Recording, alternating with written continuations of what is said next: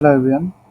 তো আজকে আমরা যেটা দেখাবো সেটা হলো যে HTML, CSS এবং জাভাস্ক্রিপ্ট দিয়ে কিভাবে আমরা এরকম একটা স্লাইডার ক্রিয়েট করতে পারি।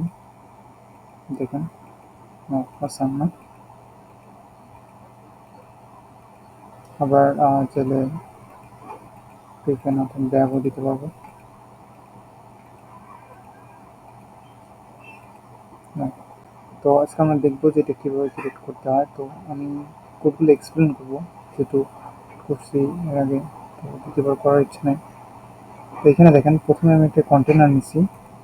কন্টেনার ক্লাসের মধ্যে এরপরে আমি নিচে হলো একটা স্লাইড নিচ্ছি। স্লাইড ক্লাসের মধ্যে আবার কিছু স্লাইড নেওয়া হয়েছে, তো আমি সবগুলো স্লাইডকে মিনিমাইজ করে নিই একটু। দেখেন, আমি প্রথমে কিনেছি কন্টেনার ক্লাস নিচ্ছি, কন্টেনার ক্লাসের মধ্যে স্লাইড নিচ্ছি, এখানে স্লাইডারও দেখতে পারেন। তারপরে এই স্লাইডের মধ্যে কয়েকটা স্লাইড নিচ্ছি ইমেজের জন্য। দেখেন 1 2 3 4 5 6 অর্থাৎ 6টা ইমেজের জন্য আমি এখানে স্লাইডস নিয়েছি, এখানে আরেকটা ক্লাস স্লাইডস নিয়েছি এবং এর মধ্যে একটা স্টাইলের মধ্যে একটা ভেরিয়েবল পাস করছি ইমেজ নামে, যেটা আমি পরবর্তীতে সিএসএস এ ব্যবহার করছি। তো দেখেন, এই ভেরিয়েবলটা ব্যাকগ্রাউন্ড হিসেবে, যেগুলো আমি পরে এক্সপ্লেন করতেছি। এবং এর মধ্যে দেখেন, এর মধ্যে কন্টেন্ট তো আপাতত এখানে কিছু দেওয়া হয়নি, তো আমরা এখানে দেবো একটু পরেই। তারপর আসি, এরপর আমরা যে বাটনটা দেখলেন, এই বাটনটা এখানে দেওয়া হয়েছে। প্রথমে previous button, then next button. এখানে ফন্ট অপশন সিরিয়ান ব্যবহার করা হয়েছে, যেখানে দেখেন তার আইকনগুলো এখানে নেওয়া হয়েছে। ওকে, প্রথমে যে কন্টেনার নিচ্ছি, কন্টেনার ক্লাসের জন্য যে কোডগুলো লেখা আছে সেটা দেখাচ্ছি আমি।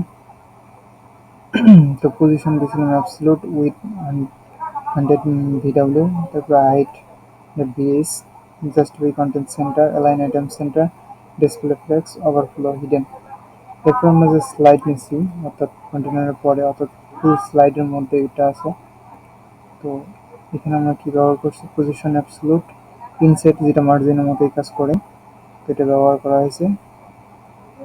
তারপর ব্যাকগ্রাউন্ড, অর্থাৎ আমি আপনাদের দেখাই, এটা হলো যে ইনসেট দেওয়ার কারণে যে টপ থেকে এত, তারপরে রাইট থেকে, বটম থেকে এবং লেফট থেকে।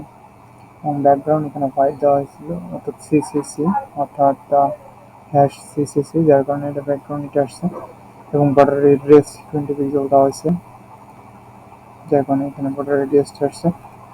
ওকে, দেন স্লাইডস, যেগুলো আমরা স্লাইড নিয়েছিলাম প্রত্যেকটা ইমেজের জন্য, এর পজিশন দেওয়া হয়েছিল অ্যাবসলিউট, হাইট এত, উইথ এত। তো এখানে আপনারা যেটা দেখতেছেন সেটা হলো এইগুলো আর কি মতো, যে হাইট উইথ এর জন্য উইথ 180 এবং হাইট হলো 240 এখানে নেওয়া হয়েছে, যে হাইট 240, উইথ 180। এবং ব্যাকগ্রাউন্ডে আমরা যে ওই প্রত্যেকটার জন্য আমরা ইমেজ দেখেছিলাম, যখন ক্লিক করি যেন ওই ইমেজটা আসে, এই জন্য এটা ব্যবহার করা হয়েছে। ব্যাকগ্রাউন্ড পজিশন সেন্টার এবং ইমেজটা সেন্টার আসছে, এবং ব্যাকগ্রাউন্ড সাইজ কভার হয়েছে টপ থেকে 50% এবং ট্রান্সলেট ওয়াই, অর্থাৎ ওয়াইটার উদ্দেশ্য হলো যে -50%, এখানে 50% হচ্ছে, যার কারণে বর্ডার রেডিয়াস 20% এবং ট্রানজিশন, এখানে ট্রানজিশন দেখতে পাচ্ছেন, এবং বক্স শ্যাডো দেওয়া হয়েছে। এরপরে প্রথম স্লাইডের জন্য এবং সেকেন্ড স্লাইডের জন্য, অর্থাৎ একটা স্লাইড থাকবে এবং আরেকটা স্লাইড দেখাবে, দেখেন এখানে এরপরে এই স্লাইডটা আসবে, যার কারণে এই সেম কাজটাই করা হয়েছে, এরপরে এই স্লাইডটা আসবে। ওকে, এই জন্য মূলত এটা দেখো, absolute top 0, left 0, with 100%, height 100%, ঠিক আছে। এর মধ্যে translate, box shadow, background cover, border radius 20 pixel.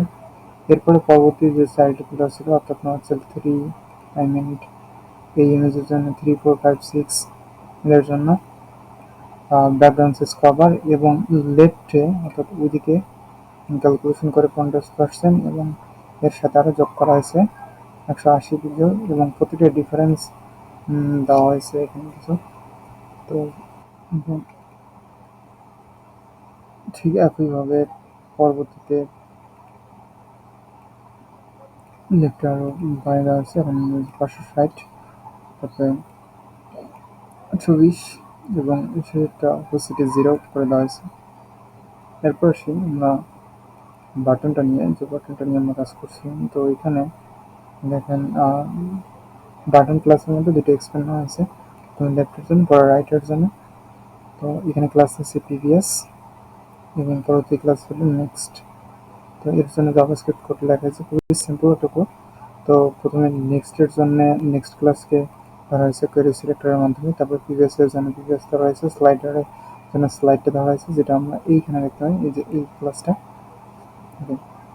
এরপরে আসি যে প্রথমে আমরা নেক্সটের জন্য কাজ করছি, অর্থাৎ পরবর্তী ক্লিকের জন্য, অর্থাৎ অ্যাড ইভেন্ট লিসেনার দিয়ে ক্লিক করছি এবং ফাংশন কল করছি let slides document dot query selector slides, অর্থাৎ এই স্লাইডসগুলো, এই যে স্লাইডসগুলো ধরা হয়েছে। ওকে, মানে সবগুলোকে ধরা হয়েছে, যেহেতু কোয়েরি সিলেক্টর অল দেওয়া হয়েছে। এরপরে স্লাইডার পিপেন, সরি এটা না, স্লাইডার অ্যাপ ইনসাইড এবং শুরু থেকেই করা হয়েছে, যার কারণে এখানে 0, যার কারণে আমি যখন এখানে ক্লিক করতেছি দেখেন প্রথমটা আসতেছে। ওকে, এরপরে আসি প্রিভিয়াস যে ভেরিয়েবলটা অর্থাৎ লেট নেওয়া হয়েছিল এখানে, তো এর মাধ্যমে ফাংশনটা ফাংশনের মধ্যে আমরা কী ব্যবহার করছি দেখেন, স্লাইডস নিচে ডকুমেন্ট ডট করে সিলেক্টর অল স্লাইডস, ঠিক আগের মতোই। এবং এইখানে আমরা কী ব্যবহার করছি স্লাইডারে, অর্থাৎ এই দেখেন এখানে যে স্লাইডার হচ্ছে স্লাইডার পিপেন ব্যবহার করছি। পিপেন কী কাজ করে আপনি তো জানি না, যে এলিমেন্ট পিপেন method insert a set of object or string object before the first set of the element. ওকে, এরপর আমরা স্লাইড থেকে আমরা একটা কাজ করছি, যে স্লাইডের যে লেন্থ আছে, অর্থাৎ আগের যেটা থাক ওটার থেকে একটা মাইনাস হবে। অর্থাৎ আমি যে বিষয়টা বলতে চাচ্ছি, যে আমি যদি এটা ব্যবহার করি তাহলে আগেরটা থেকে একটা মাইনাস হবে। দেখেন এটা যে ছিল এটা এখানে আসবে এবং এখানে দেখাবে, দেখেন আগেরটা থেকে একটা মাইনাস হয়ে আসলো। আবারও দেখেন এই কাজটা এখানে করা হয়েছে, এটাই সিম্পল। আর আমি এই ফাইলটা আপনাদেরকে দিয়ে দেবো, আপনারা চাইলে ইউজ করতে পারেন। আরেকটা বিষয় সেটা হলো, আমরা এখানে একটু আসি, আপনি চাইলে এই কন্টেন্টের মধ্যে কিছু টেক্সটও লিখতে পারেন।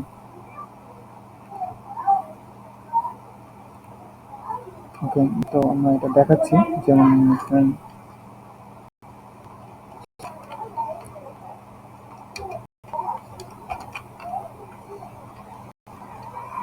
এই ধরনের মধ্যে স্লাইডার স্লাইডার 1,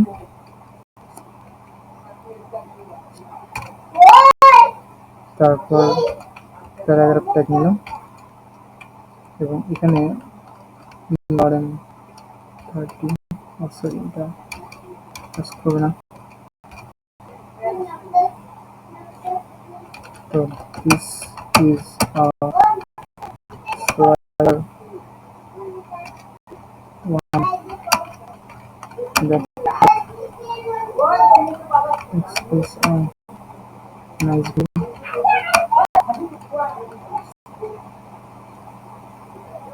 ওকে, এটা আমরা করতে পারিনি।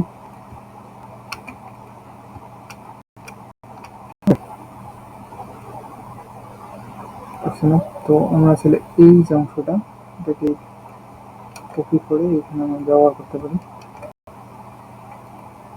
তো আপনি আমার মতো এখানে টেক্সট বাটন কন্টেন্ট আপনি যেটা ইচ্ছা ইউজ করতে পারেন। তো আমি ক্লাসটা দিয়ে রাখছি। ওকে, এখানে আরেকটা আছে, এটা 6, 5। তো এখন দেখেন আমি অলরেডি দেখে শেষ করছি। স্লাইড 1, 2, 3, 4, 5, 6 এবং এইখানে কন্টেন্ট ক্লাসের মধ্যে with 300, margin left 100 pixel, margin top, তো এবং কালার এরিস ব্লু অর্থাৎ হোয়াইট, দেখতে পাচ্ছেন। তো এখন যদি আমরা এখানে আসি তাহলে দেখেন এই যে অবস্থা। ওকে, দেখতে পাচ্ছেন। তো চাইলে অনেক সুন্দর করতে পারেন, এখন আপনার ইচ্ছে মতো কাজ করতে পারেন। আশা করি বুঝতে পারছেন। সো ধন্যবাদ সবাইকে।